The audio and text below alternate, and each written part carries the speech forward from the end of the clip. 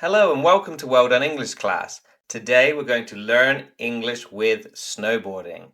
This is a B2 lesson plan. So to start the lesson, I'm going to give you some snowboarding terms and you're going to see if you can guess what they mean.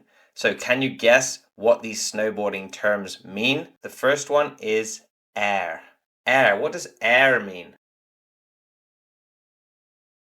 An amount of height you get from a jump. Every snowboarder wants to get air when they take off from a ramp or a kicker. A kicker is a jump as well. The higher the better. Just try not to crash land on the way down. Okay, so air is jumping. How long you stay in the air after a jump when you're on your snowboard. I got some big air back there. Second one is bail. What do you think bail means?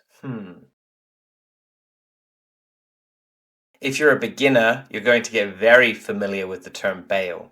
It's basically when you fall over or when you crash, or another word, wipe out. Don't worry, it happens to the best of us. Of course, it happens to everyone who starts snowboarding. I have bailed many times while snowboarding. I have wiped out many times. I have crashed many times. I have fallen many times. These all have the same meaning. Okay, bombing. What does bombing mean? Bombing it down a slope is when you race from the top to the bottom at full speed in a straight line, overtaking everyone else. So bombing means going as fast as you can down the slope, okay? Going in a straight line, whoosh, really fast. Carving, okay, we can think of carving. We can think about carving out some wood maybe, but here what are we carving? We're carving out snow. So what do you think carving means? When you carve, you tip on the edge of your snowboard as you turn to cut across the snow without skidding, leaving a smooth, clean line.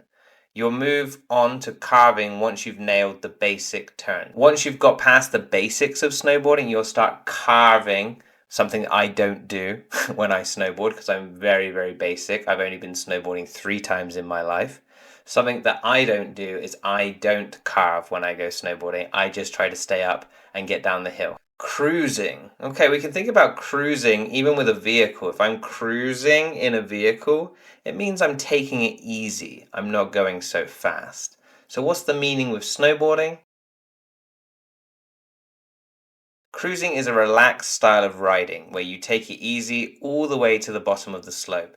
Basically the opposite of bombing. So bombing is as fast as you can and cruising is just taking it easy. I'm always cruising when I go snowboarding. Death cookies. What a weird one. Death cookies. What do you think death cookies means? The name really says it all. Death cookies are frozen chunks of ice that get stuck under your snowboard, making it harder to control and causing all kinds of chaos. So you're going down on your snowboard and then a death cookie is under your board and then you can't turn. The ice makes it difficult.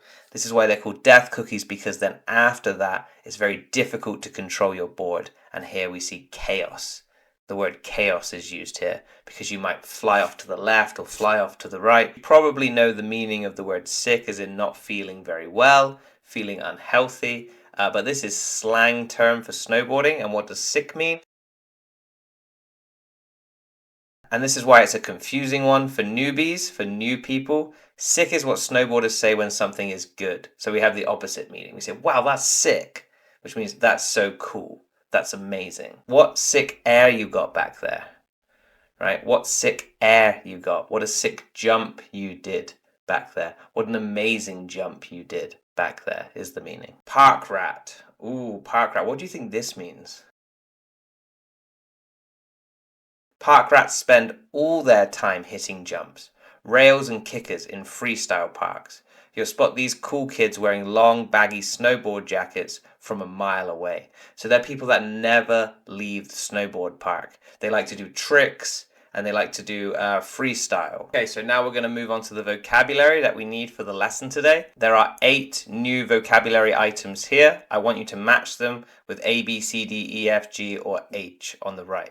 I'll give you 3 seconds where you can pause the video now.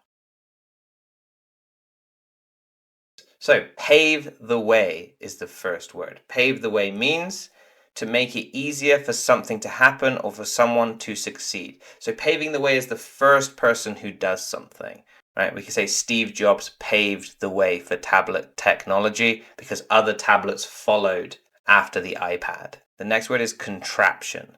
Contraption is a device or machine that looks strange or complicated. To spring up. Boing, we know spring.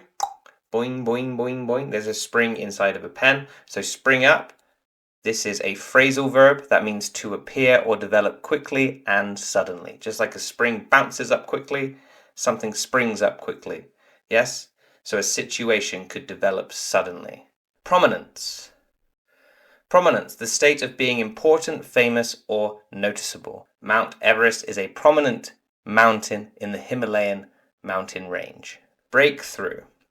If someone has a breakthrough, it's an important discovery or development that helps to solve a problem. Like there's been a problem for a long time and then finally you get the solution. That is the breakthrough. Competency.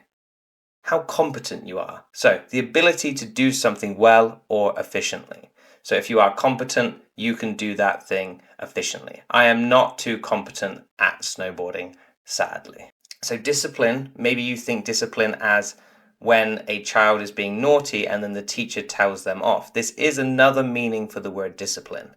We do tell off someone, we discipline that person. Those two are synonyms. But here, a discipline is a field of study or a branch of knowledge. So it's your discipline. What is your discipline? My discipline is English teaching, right? It's my branch of knowledge. It's what I have studied and it's what I know the best. So English teaching is my discipline. The last word, which comes from French, so we don't pronounce it debut, but we say debut.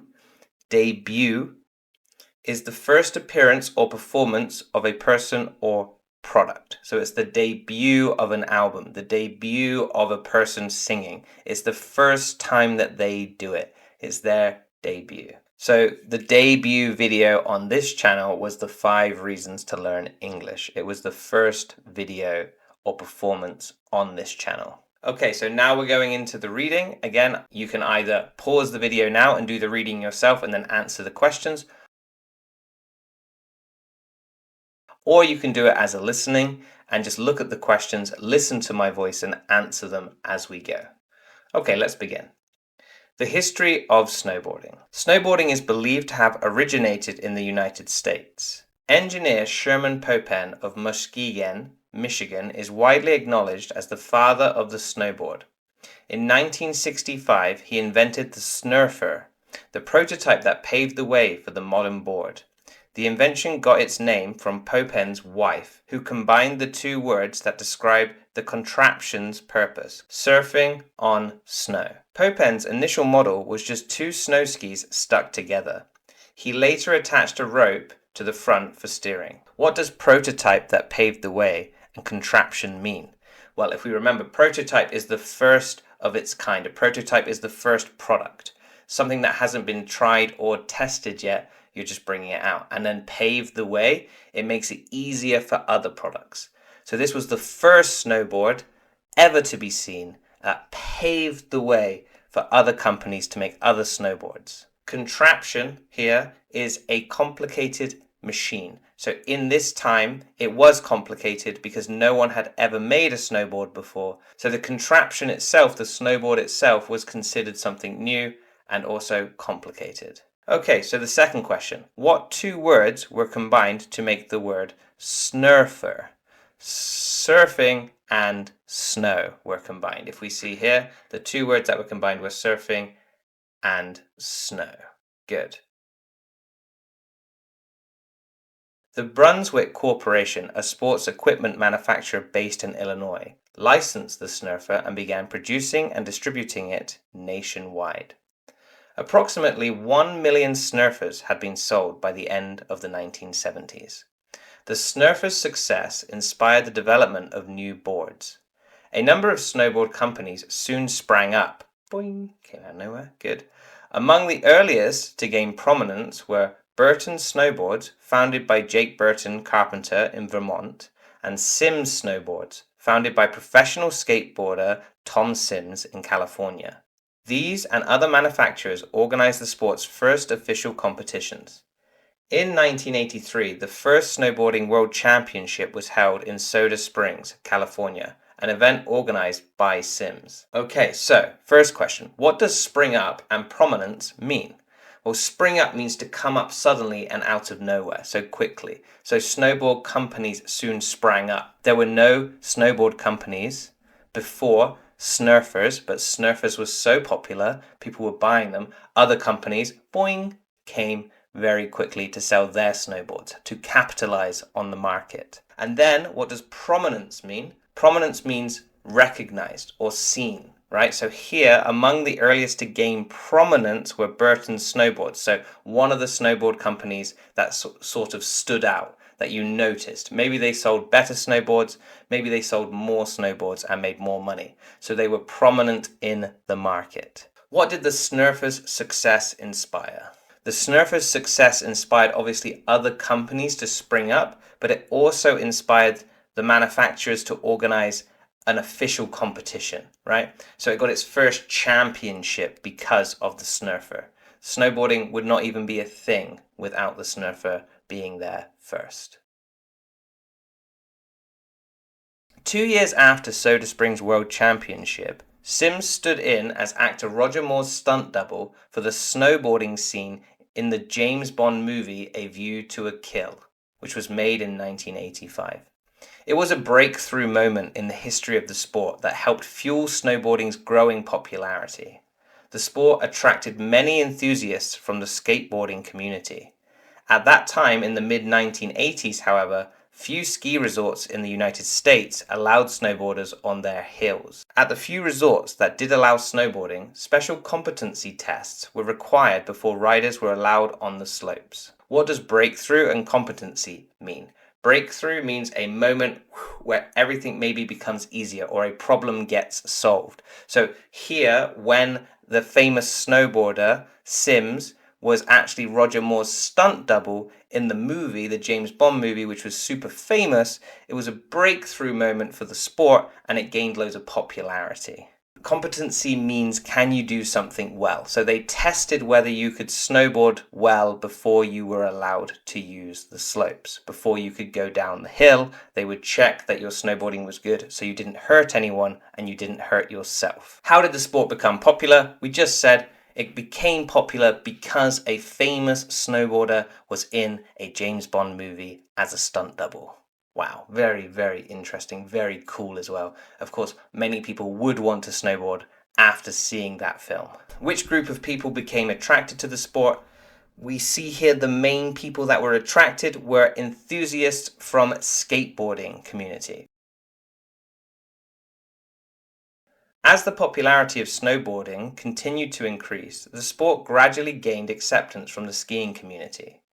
In 1994, the Fédération Internationale de Ski, FIS, the world governing body for skiing, included snowboarding as one of the competitive disciplines. 4 years later, snowboarding debuted at the Winter Olympic Games in Nagano, Japan. 4 events, 2 for men and 2 for women, were held in 2 specialities.